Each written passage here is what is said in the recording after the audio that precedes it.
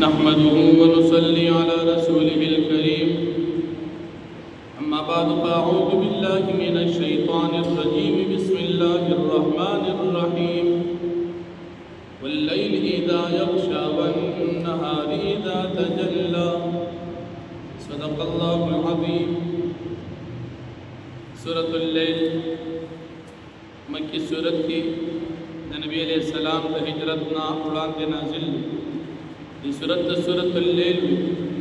زکچی دا سورت پشورو کی لفظ دا لیل راغل دا سورت بے اعتبار دا ترتیب قرآنی سرا دونوی نازلی دو پلحاظ سرا دا سورت نہم نمبر نازل شوی دی سورت کی یورکو یویش آیاتون مخی رکو کی دا مومنانو او دا مجرمانو انجام او اعمال بیان شو فدیرکو کہ ہم دا مومنانو او دا مجرمانو انجام او اعمال بیانی دی صورت کی اللہ رب العالمین دا خپل قدرت نمونے ذکر کے او بیا فرمائی چستاس انسانانو تمام اعمال دا یو بل جدا جدا محنتو ندی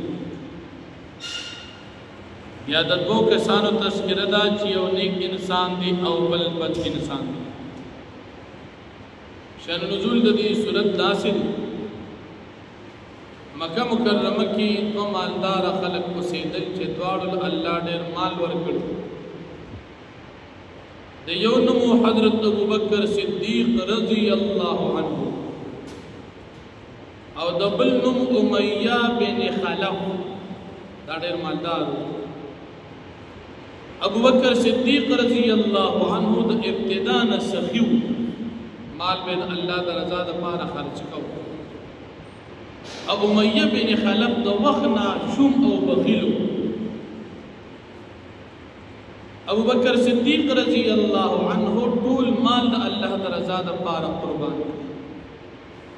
تردے چی دا مکی مکرمین ہجرت کئی مدینی منوری تا تو صرف شپک زر درہم ورسر پاتی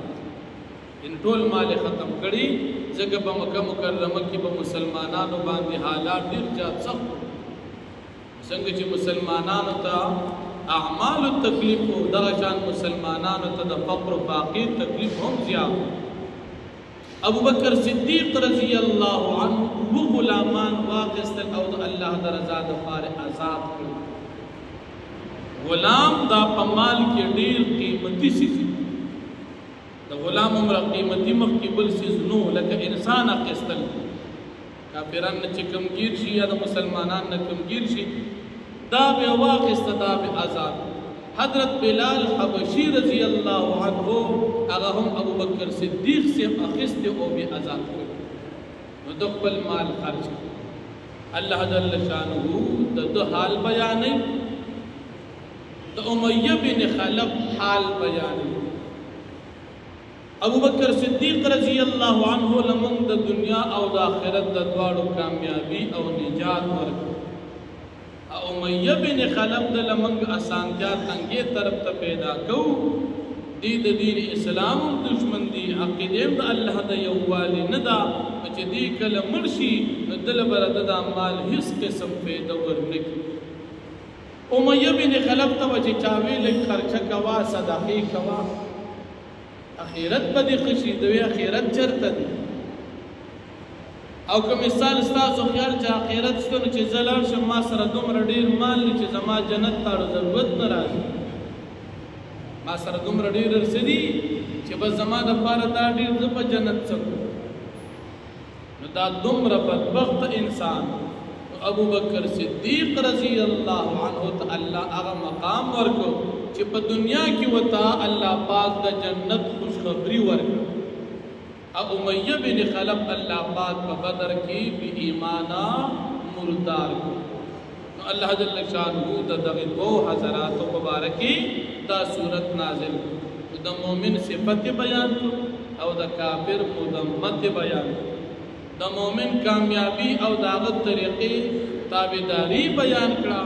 او دا کافر ناکامی او دا غد طریقی ندزان ساتلو ترغیبی بیان چې ګورې تاسو داسې نه کوي الله مال درکړي الله د رضا دپاره خرج کوئ د خپل وس مطابق خرج کوئ او چې الله جل شانه کوم نعمت درکړي د هغې شکریا ادا کوي د الله جل شانه بندګي پکې وکړي نو فرمایي واللیل اذا یغشا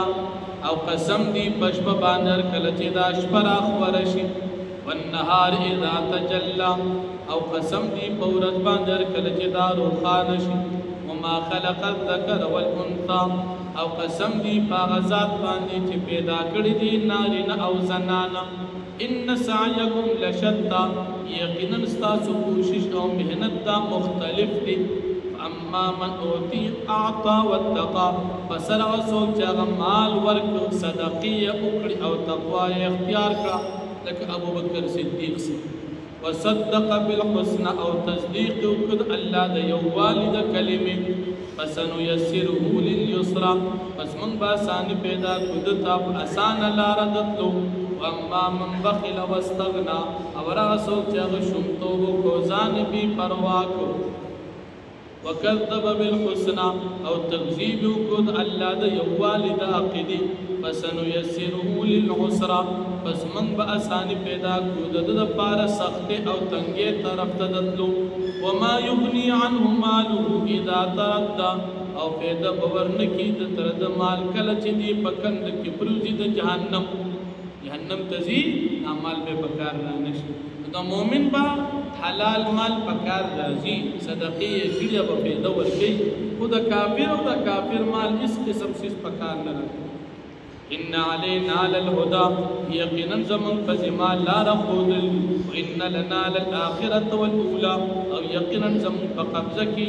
اخرت او دنیا دا فانذرتكم نارا تلظى فزيرون تاسو دا اور نه چغه بلمبي وهن کی لا يصلاها الا الاشقى نب داخلي کی اور ته مگر بدبخت الذي كذب وتولى هغه بدبخت چې تکذیب کړي اعراض کړي د دین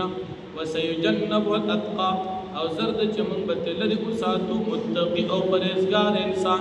الذي يؤتي ماله يتزكى هغه سړي چې ورکوي خپل مال د دې لپاره چې دې ځان پاک کړي په دې مال خلق ځان پاکي د ګناهونو وما لأحد عنده من نعمة تجزى او نشتا پد باندې چې احسان چې دې داغي بدل ورکوي یعنی د چا په بدل کې خپل مال خرج کوي دا پنيشت الا ابتغاء وجه رب الاعلى مگر لټول دی کی در زامندې د خپل رب اوچت ولا سوف يرضى او ډیر زرد چې دی په خوشاله چې الله په نعمتونو ورکړه باندې واخذ